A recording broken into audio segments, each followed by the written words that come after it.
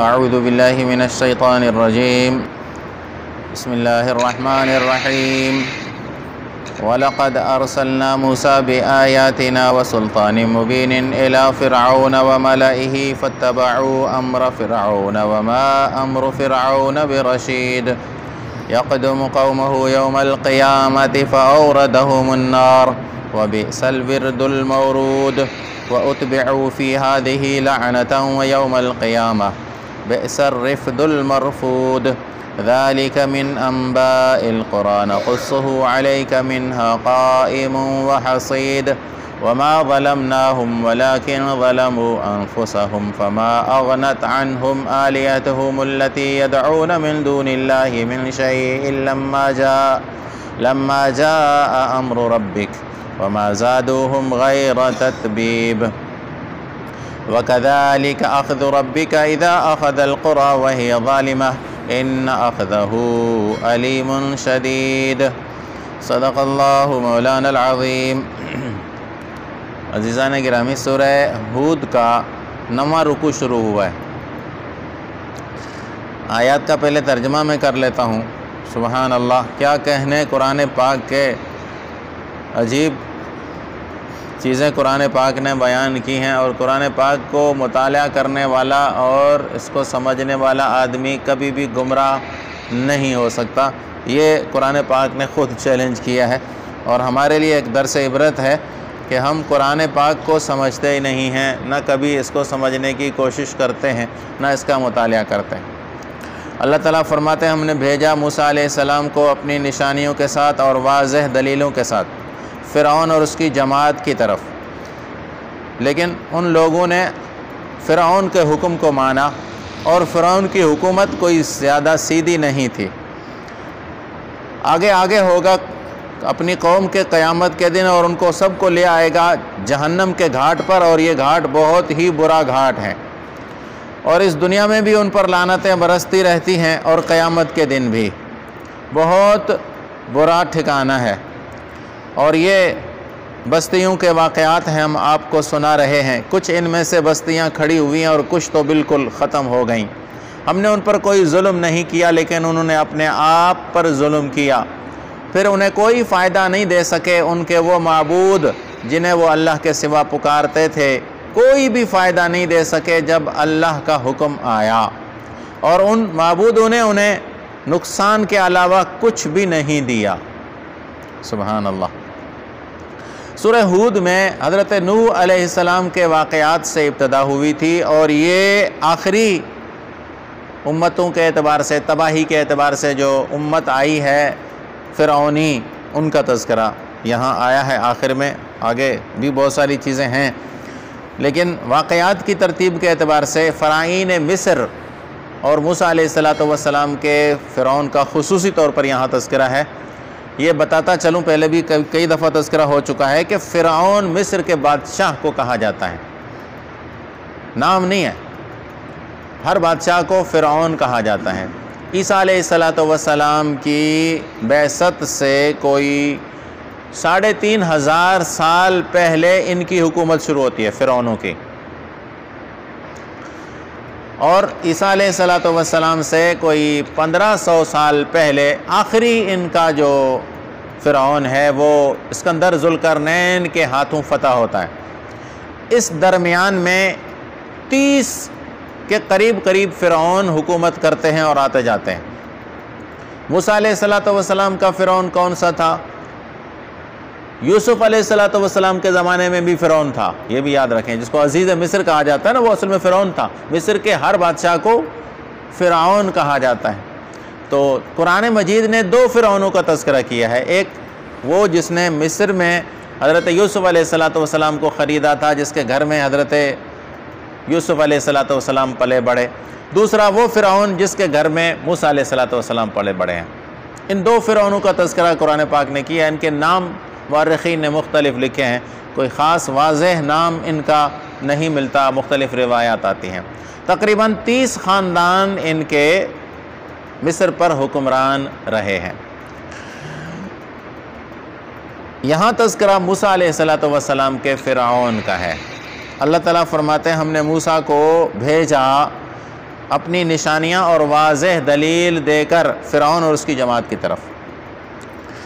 پہلے بھی کئی دفعہ آپ سن چکے ہیں کہ موسیٰ علیہ السلام کے پاس بہت ساری نشانیاں تھیں، اور قرآن نے نشانیوں کا تذکرہ الگ کیا، پھر سلطان مبین کا تذکرہ الگ کیا۔ تو وَلَقَدْ آتَيْنَا مُوسَىٰ 9 آیات بینات، 9 ان کے واضح معجزات جن کو قرآن پاک نے تفصیل سے تذکرہ کیا وہ بھی ہیں، اور ایک معجزہ ان کا عصا، لاٹھی کا ہے۔ یہ یاد رکھیں کہ اس ہمارے آنکھوں کے سامنے نظر آنے والی دنیا میں 2 عالم اور 2 چیزیں ہمارے سامنے ہیں۔ ایک عالم مادہ ہے، مادی اور سببی دنیا، اور ایک ہمارے سامنے انسانی دنیا ہے۔ مادی اور سببی دنیا کا مطلب ہم آنکھوں سے جو چیزیں دیکھ رہے ہیں یہ اسباب کی دنیا کہلاتی ہے۔ ان میں جو نظام قدرت نے وضع کیا ہے اس میں تبدیلی نہیں ہوتی۔ آپ دیکھ لیں، سورج روزانہ اپنے وقت پر آتا ہے، کوئی اسے تبدیل نہیں کر سکا آج تک۔ چاند اپنے وقت پر آتا ہے، دن رات کی تبدیلی، ستاروں کی تبدیلی، بارشیں، پانی، زمین سے فصلیں اگنا، نہریں، برف باری، اور اس طرح کے نظام، یہ نظام مادی نظام کہلاتے ہیں، اور اس میں کوئی تبدیلی نہیں۔ وَلَن تَجِدَ لِسُنَّتِ اللَّهِ تَبْدِيلًا، جو قرآن پاک کہتا ہے اس سے مراد یہی ہے۔ اور دوسرے نمبر کا ایک عالم انسانی ہے، انسانی فکر، انسانی عمل، انسانی گفتار، یہ چیزیں ان میں تبدیلی ہوتی رہتی ہے۔ ہر انسان کی فکر، سوچ الگ ہے، ہر انسان کا عمل الگ ہے، ہر انسان کی گفتار اور اخلاق الگ الگ ہے، ان میں تبدیلی ہو سکتی ہے۔ آپ دیکھیں جانوروں کے نظام میں تبدیلی نہیں ہے، پرندوں کے نظام میں تبدیلی نہیں ہے، اسی طرح زمین کے نظام میں تبدیلی نہیں ہوتی، سورج چاند ستاروں کے نظام میں تبدیلی نہیں، نباتات میں اور درختوں میں تبدیلی نہیں ہوتی، لیکن انسان کے پورے نظام میں تبدیلی ہوتی رہتی ہے۔ اب انسان کا اصل خلاصہ یہ ہے کہ ہر انسان کو اچھی فکر، اچھی سوچ والا، اچھی گفتار والا اور اخلاق والا اور اچھے عمل والا ہونا چاہیے، لیکن انسان چونکہ اس میں اپنی مرضی چلاتا ہے اور مختار ہے، مرضی والا ہے، اس لیے اس میں تبدیلیاں ہوتی ہیں۔ اب ظاہر ہے کہ ہر انسان ایک جیسا نہیں، اور ان میں اچھے اور برے کی تمیز کیسے ہو سکتی؟ جس کی سوچ اور فکر صحیح ہو، جس کی عملی زندگی درست ہو، جس کے اخلاق درست ہوں، جس کی معاشرت درست ہو، وہ بلا ریب، بلا شبہ تمام انسانوں سے اچھا انسان سمجھا جاتا ہے۔ ہر معاشرہ ایسے آدمی کو داد دیتا ہے جس کی فکر، جس کی معاشرت، جس کے اخلاق اور گفتار اچھے ہوں، اور اس میں انسان کے بھٹکنے کے مواقع زیادہ ہیں، اس لیے انسان سیدھے راستے پر سوائے الہامی کتاب، سوائے وحی کے سیدھے راستے پر نہیں آ سکتا۔ ضروری ہے کہ الہام یعنی اللہ کی طرف سے کوئی امر، اللہ کی طرف سے کوئی آرڈر اور فرمان آئے اور اس پر وہ چلے تو درست سمت میں چل سکتا ہے انسان، کیونکہ اس میں اختیارات کا بڑا دخل ہے، اس کو اختیارات اللہ نے دیا۔ تو موسیٰ علیہ السلام جب فرعون کے پاس آتے ہیں اور دربار میں آتے ہیں، آپ نے پیچھے واقعہ تفصیلی سنا ہوگا، آگے سورہ طٰہٰ میں بھی تفصیلی واقعہ آ رہا ہے کہ ان کے گھر میں پلے بڑھے تھے موسیٰ علیہ السلام، اور پھر انہوں نے بنی اسرائیل یعنی فرعون کی قوم کے ایک قبطی، ان کے فرعون کے نسل کے ایک آدمی کو تھپڑ مارا تھا جس کی وجہ سے وہ مر گیا تھا، اور موسیٰ علیہ السلام اپنی جان بچانے کے لیے مصر کو چھوڑ کر شعیب علیہ السلام کے پاس، جن کا تذکرہ قریب میں گزرا ہے، ان کے پاس چلے گئے تھے اور 10 سال مدین میں گزارے تھے، اور پھر وہاں سے واپسی میں جب اپنے ملک کی طرف روانہ ہوئے تو راستے میں اللہ نے انہیں نبوت سے نوازا تھا۔ یوں سمجھیں کہ مصر سے موسیٰ علیہ السلام ملک بدر کیے ہوئے آدمی تھے، اور مصر میں ان پر وارنٹ گرفتاری تھا، قتل کا ان پر مقدمہ تھا۔ اب موسیٰ علیہ السلام آتے ہیں اکیلے، اور فرعون اور اس کی درباریوں کے سامنے کھڑے ہو کر، ہاتھ میں ڈنڈا ہے، اکیلے ہیں، قوم بالکل مقہور ہے، مجبور ہے، مظلوم ہے، قوم کے بھروسے پر یا قوم کے ساتھ دینے کے وعدے پر نہیں، اکیلے اللہ تعالیٰ کے حکم کے مطابق دربار میں کھڑے ہو جاتے ہیں اور فرعون کو چیلنج کرتے ہیں کہ تمہارا رویہ، تمہاری طرز زندگی، تمہاری طرز عبادت، تمہارے تعلقات جو اللہ کے سوا باقیوں سے جڑے ہوئے سب غلط ہیں، اور میں اللہ کا فرستادہ ہوں، میرے حکم پر، میرے کہنے پر تمہیں زندگی گزارنی ہوگی اور میرے پیچھے چلنا ہوگا۔ اگر فرعون موسیٰ علیہ السلام کو گرفتار کر دیتا اور جیل میں ڈال دیتا تو ایک آدمی میں بھی یہ سکت نہیں تھی موسیٰ علیہ السلام کی قوم میں، بنی اسرائیل میں، کہ وہ کھڑے ہو کر احتجاج کرتا اور عدالت کے دروازے کھٹکھٹاتا یا موسیٰ علیہ السلام کی کوئی مدد کرتا، کیونکہ قوم بالکل مجبور اور مقہور تھی، غلام بنی ہوئی تھی۔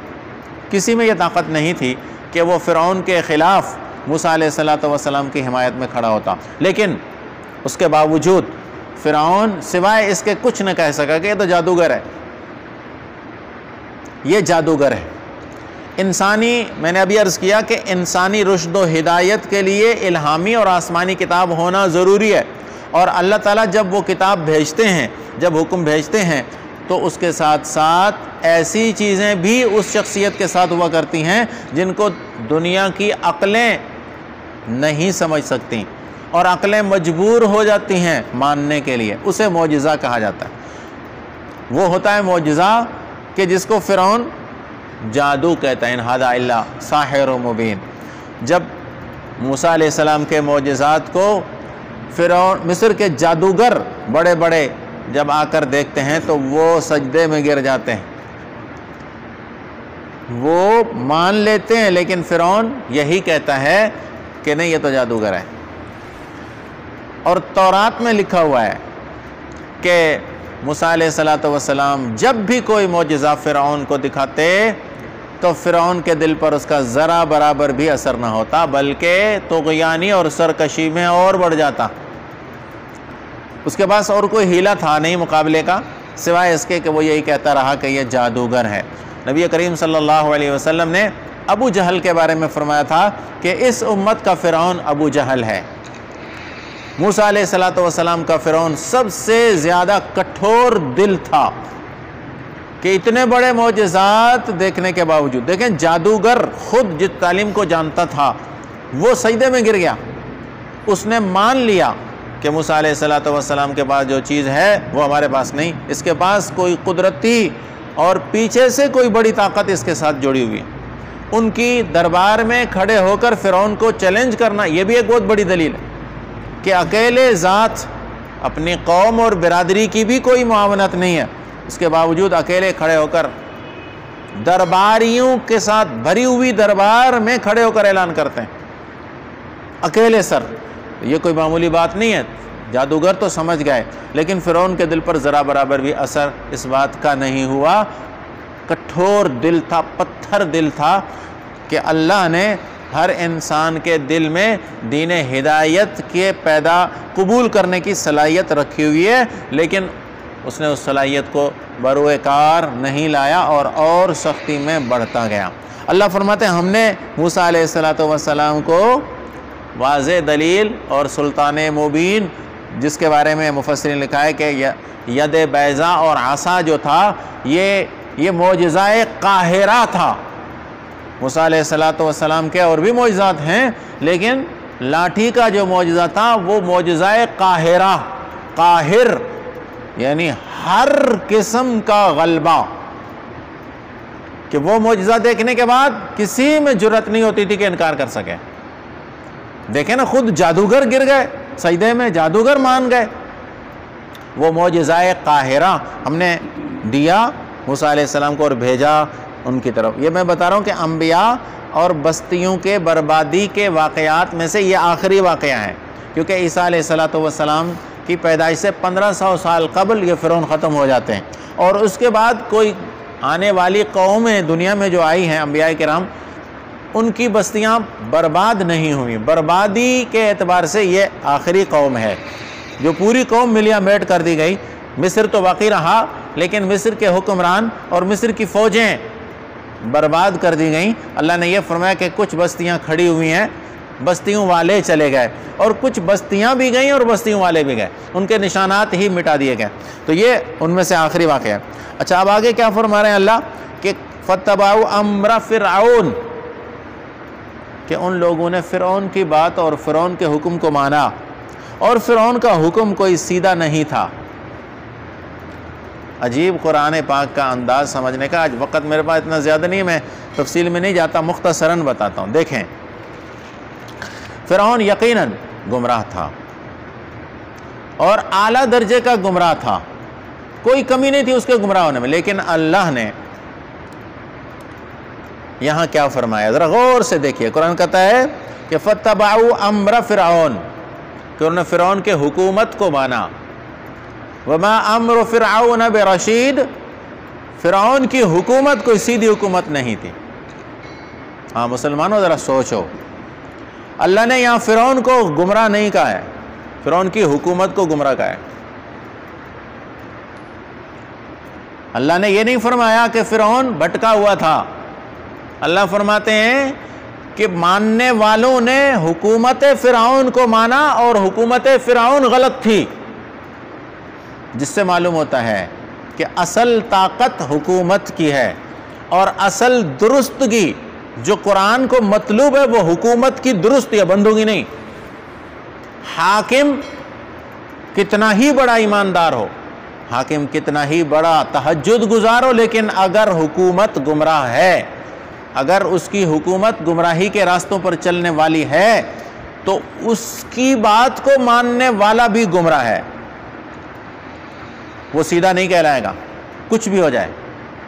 اور قرآن نے یہاں فرعون کو نہیں کہا بھٹکا ہوا، بلکہ کہا ان کی حکومت بھٹکی ہوئی ہے. اور یہ ہم سورہ بقرہ میں پڑھ چکے ہیں کہ ہر وہ حکومت اور ہر وہ فرمان جو اللہ سے کاٹ دے اور انبیاء کرام کے راستے سے کاٹ دے، وہ طاغوت ہے. اور اس طاغوت کا انکار کرنا اور اس کی بات کو نہ ماننا ہی توحید ہے. اللہ کو ماننے، فَمَن يَكْفُرْ بِالطَّاغُوتِ وَيُؤْمِن بِاللَّهِ فَقَدِ اسْتَمْسَكَ بِالْعُرْوَةِ الْوُثْقَىٰ. طاغوت کو نہیں ماننا، جو آرڈر، جو فرمان ہمیں اللہ سے اور اللہ کے نبی سے الگ کر دے، وہ فرمان تو گمراہ ہے ہی، اس فرمان کو ماننے والا بھی گمراہ ہے. عجیب بات یہ ہے کہ مسجد کے ممبر پر بیٹھ کر صدا تو یہ بلند کی جاتی ہے کہ لا الہ الا اللہ، اور لوگوں کو بتا دیا جاتا ہے کہ خدا ایک ہے، اور الہ المعاد ہے، آخرت میں تمہیں یہ ملے گا، آخرت میں تمہیں یہ ملے گا، آخرت میں عذاب ملے گا، آخرت میں یہ ملے گا. کسی ممبر سے یہ صدا نہیں اٹھتی کہ وہ الہ المعاشرت بھی ہے. اپنی معاشرت میں بھی خدا کی خدائی چلاؤ. معاشرے کو بیٹھ کر سمجھایا تو جاتا ہے کہ اللہ کے سوا کوئی عبادت کے لائق نہیں، اللہ ایک ہے.